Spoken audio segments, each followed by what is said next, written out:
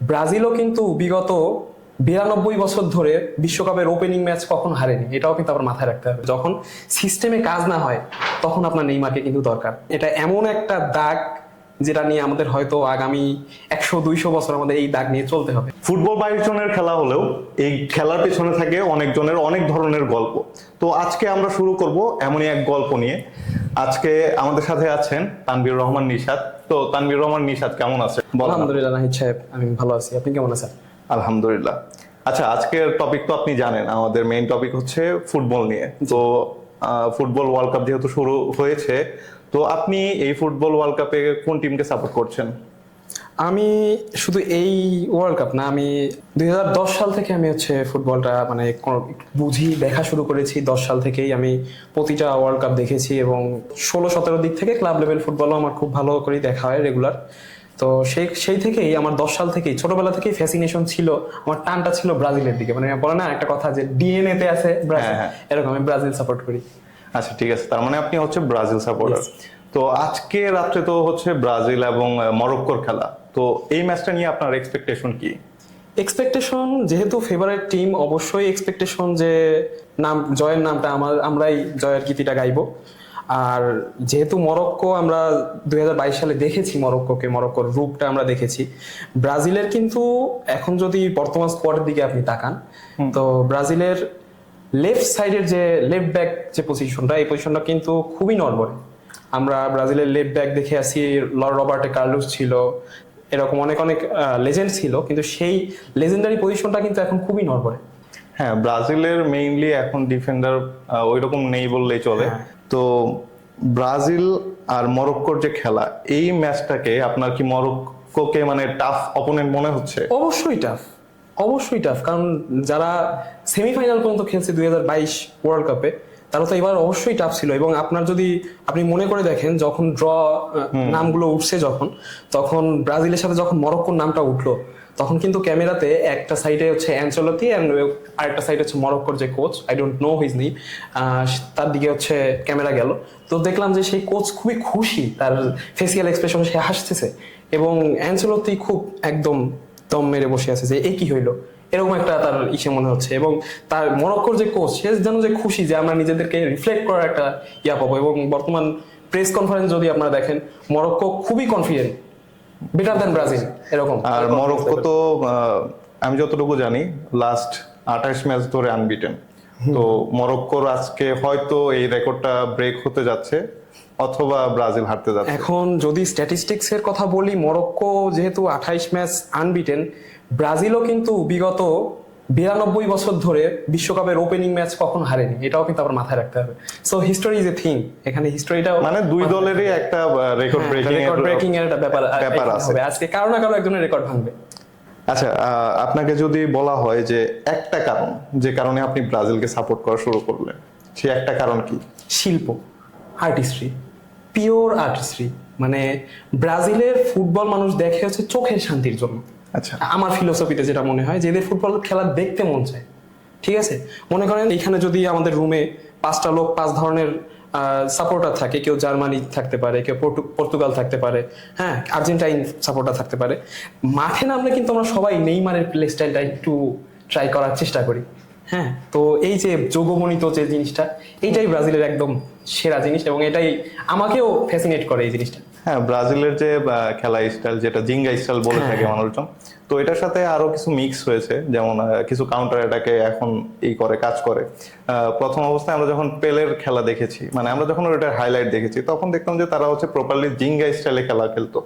তো হ্যাঁ, ওই জিনিসটা দেখেই মেইনলি হয়তো ব্রাজিলের ফ্যান ফলোয়ার বেড়েছে।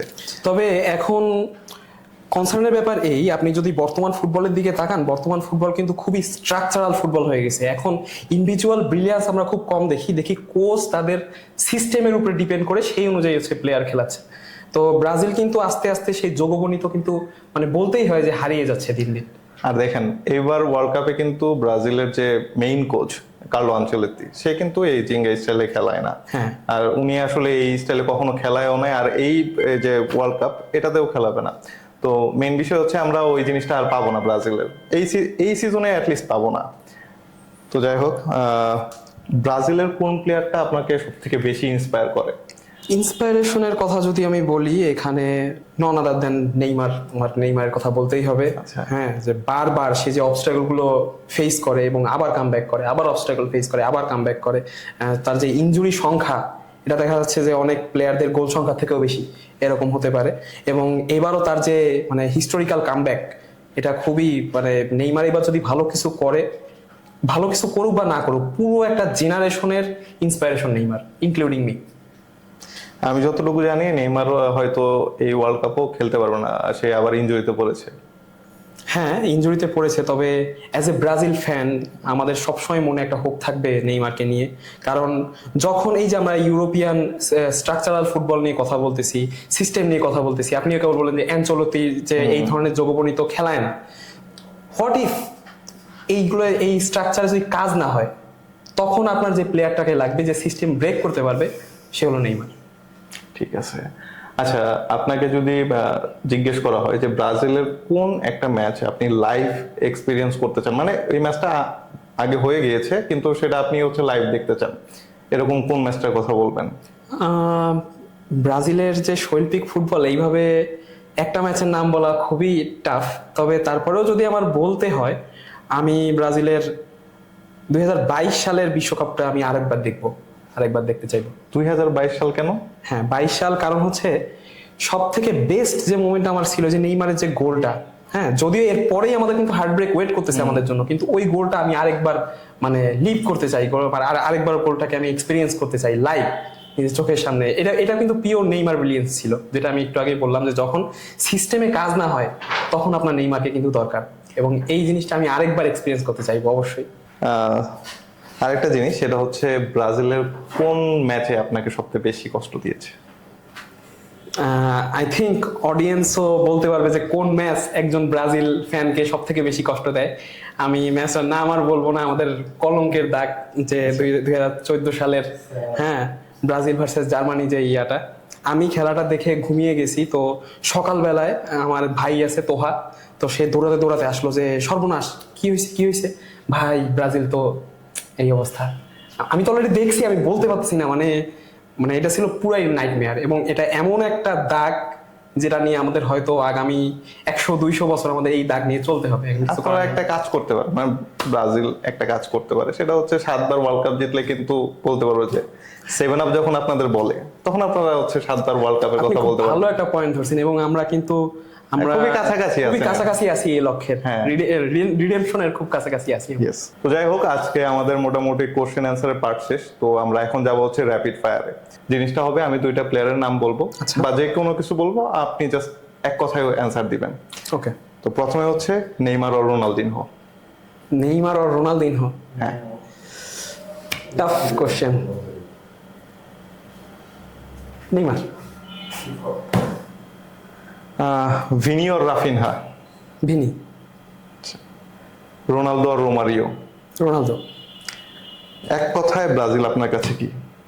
আমি আগেও বলেছি এবং এখনো বলতেছি, ব্রাজিল আমার জন্য first of all emotion, second as a football fan, pure footballing artistry যেটাকে বলে, ফুটবলের শিল্প, ফুটবলের রাজাও বলা যায় আমাদের ব্রাজিল যে জাতি।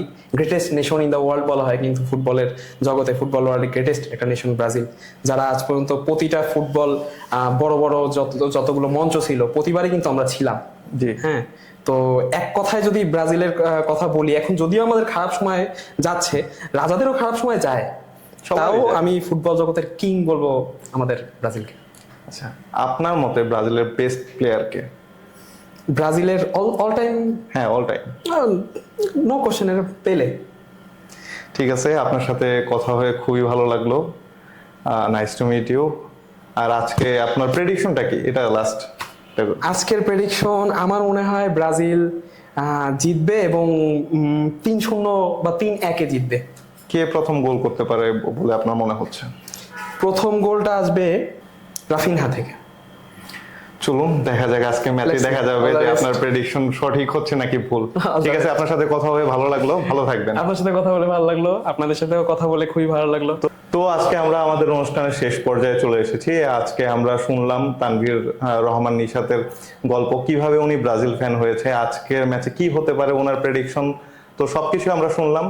হয়তো আমরা আরেকজন গেস্টকে নিয়ে আসবো, তার কাছ থেকে শুনবো আরেকটা টিমের গল্প অথবা অন্য কোনো ধরনের গল্প। তো আজকে এই পর্যন্তই, আবার দেখা হবে নেক্সট ভিডিওতে।